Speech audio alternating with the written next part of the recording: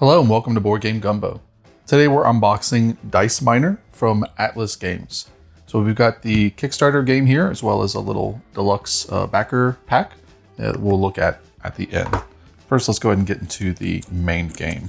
So right out of the bat, I love the box on this game. I love the art. Anytime a game gives me one of these magnetic clasp boxes, I really like them. And the art is very cool as well. Also like that the sort of the cell sheet is removable because I don't really like looking at cell sheets when I'm looking at the back of my boxes. Instead, it's just a really clean and nice design on the box itself. So Dice Miner is for 1 to 4 players. There are solo rules. Plays in about 20 to 30 minutes and it's primarily a dice drafting game. Here is our rule book right here. It's pretty short. Setup is going to be this little 3D mountain, and then you're going to be placing dice into them randomly and then essentially drafting them from the top to the bottom. But every die you draft gives you a special ability.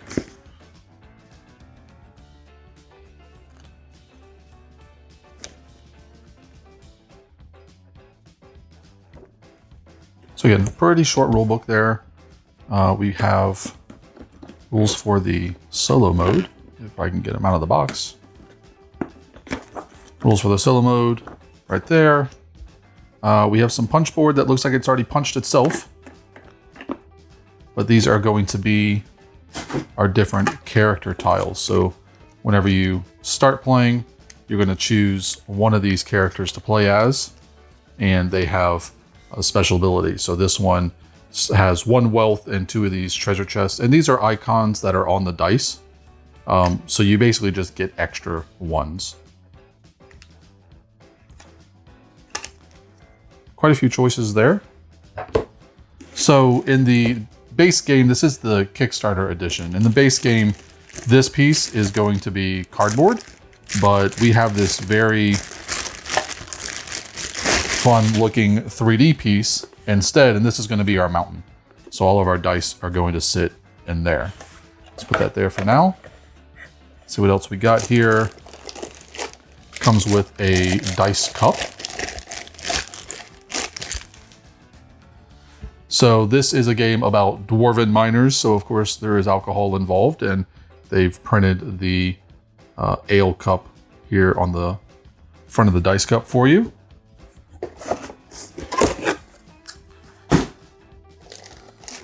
And then we have a score sheet back here with more than enough pages. And the last thing really is our dice, which is going to be in this bag here.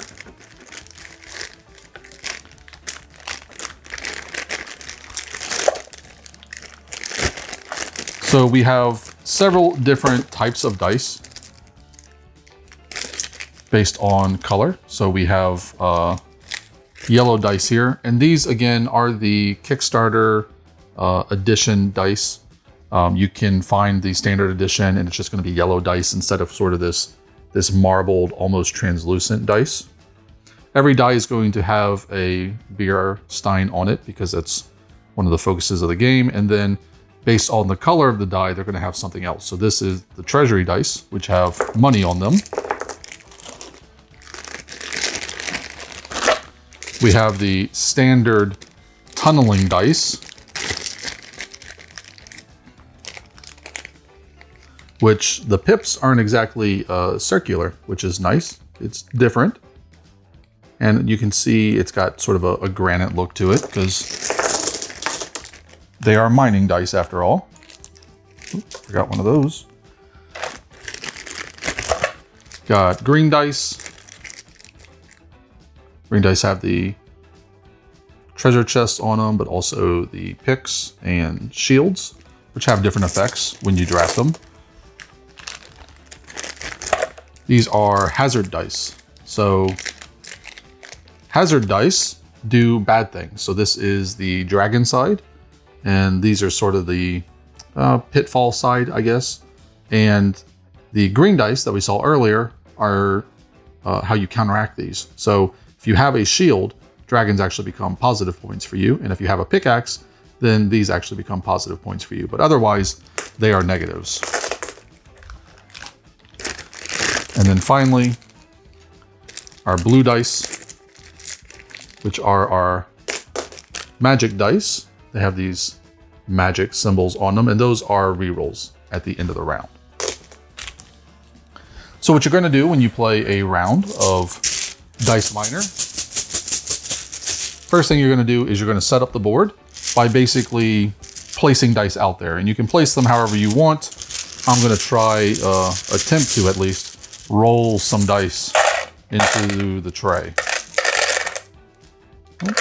That didn't go horribly.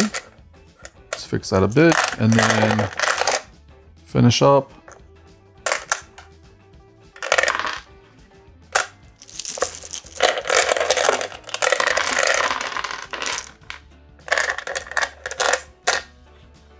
There we go. And then starting with the starting player and going around the board, each player is going to draft a die. So again, depending on what specialty dice you get, if you get these, those are going to allow you re-rolls at the very end. After all drafting is done, you'll have access to re-rolls. These will make these hazards worth positive points.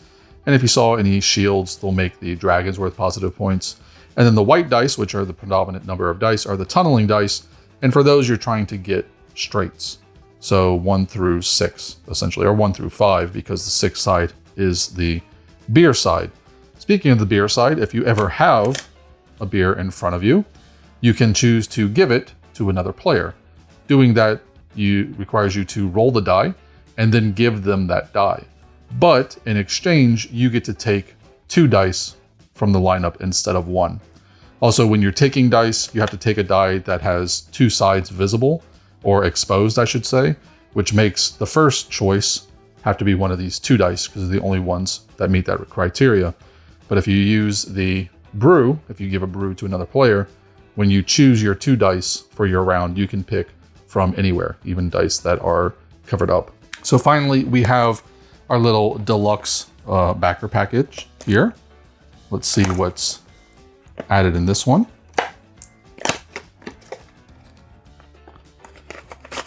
So it looks like we have a different score sheet. So this is a dry erase score sheet for either multiple people or for the solo. So instead of having to use the paper ones, you got a reusable one. We have some new characters. So these are brand new characters with different abilities. And finally, we have some extra dice. And that's it. That's everything for Dice Miner from Atlas Games.